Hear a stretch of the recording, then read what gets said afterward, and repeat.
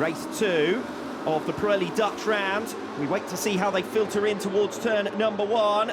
Alvaro Bautista sweeping across into second place. Sam Lowes has not made a good start this time. He's already dropped 3 or 4 places back. Bautista challenging Toprak Razgatlioglu, and this does a massive favour as far as the Ducati factory are concerned, because thus far Nicolo Bulega has not made progress. In fact, he's actually dropped a couple of places, finds himself still outside of the top 10 positions behind Scott Redding. Redding has rather gone backwards off the line. So as they come down the Veinslang for the first time, it's Alvaro Bautista who leads, Toprak Razgatlioglu in second, then it's Locatelli, Gardner, Van der Mark rounding out your top 5. Great start from Andrea Iannone. He's up to 6th place, just ahead there of Sam Lowes. You can see the orange bike behind him. So Iannone on the attack always seems to come to the fore at the end of race weekends. Iannone making his progress. Van der Mark up ahead of Sam Lowes as well. That's for 6th position. Bassani, Petrucci, Mackenzie rounding out your top 10. And Nicolo Bulega has now recovered in front of Scott Redding, but that's only for 11th place. Yeah, Scott Redding ran off at turn 1. He ran off at turn 6 and 7 as well. So that decent grid position on the second row, that's done for dust now for Scott Redding, unfortunately. Razgatlioglu beginning to go backwards. Gardner coming through into second place. Locatelli smoking his way to a stop in towards turn number 1. He remains in 4th position, just behind Toprak. And then a bit of a gap to an all-out scrap for 5th place. Sam Lowes back at the head of that group now in P5. Might not have been lead Yamaha on the grid, but he is lead Yamaha now on lap number 2 here, as Alvaro Bautista leads the way, and Razgatlioglu again struggling to get the bike stopped. More of the same from what we saw from him in race 1, but this time there's a big train of riders queuing up behind him, desperate to make up places. Razgatlioglu on the defensive again, back to P4, which is where he finished, remember, in race 1 yesterday afternoon. Bulega's starting to come back into this lead group. He's there with Van der Mark. We'll see how quickly he comes through. Longer this race goes on with Bautista as the race leader, the better chances of him claiming the race victory. It's his teammate beginning to make some progress now. He's up into 7th position ahead of Michael Van der Mark. So just one place at a time. Bulega beginning to kick on. Sam Lowes being passed now by Nicolo Bulega through the Veinslang and into turn 6. So another place gained by Bulega. He's back into the top 5.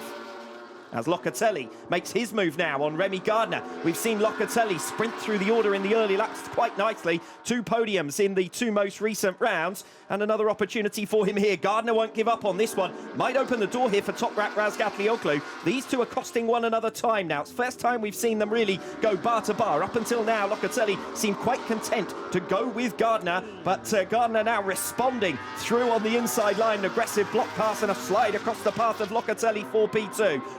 Nicolo Bulega hoping to make the swing in his favour, and he does come through into turn 16. So Bulega making rapid progress now as we come into lap number 7.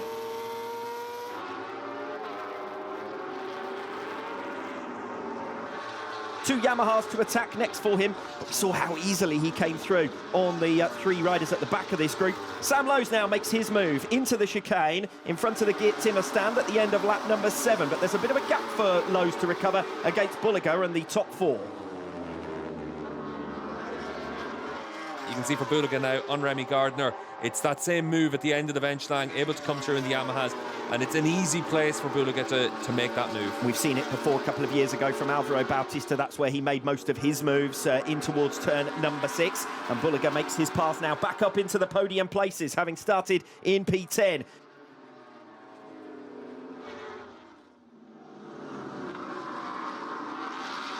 Alvaro Bautista loses out to Andrea Locatelli coming through the final 3 turns of lap number 8. And now Nicolo Bulega will try to pass Bautista as well. And Bautista just slots into 3rd place. And Bulega up into 2nd. Bautista will have the tighter run, but he's not going to risk anything against the championship leader, his teammate Nicolo Bulega. This is the move down into the chicane, and he just puts himself on that high ground to be able to take the lead. But when we cut back, let's see if Bulega's been able to answer back. Nicolo Bulega, though, will not be denied, and he is making his first attack on Andrea Locatelli. Locatelli answers back up the inside through turn 11. Don't see too many overtaking manoeuvres carried out successfully through there. This is good riding from Andrea Locatelli. Nicolo Bulega is thinking about making an overtaking manoeuvre. We saw him close and close a lap ago. This time he is a lot closer, and through into turn 6 comes Nicolo Bulega, relegating Andrea Locatelli down to second place. It has been a valiant effort from the number 55 to hold the fastest man in the World Championship behind him. It's taken until lap number 11. Gardner's through on Bautista. Bautista recovers the place, but Gardner has the inside into De Strubben.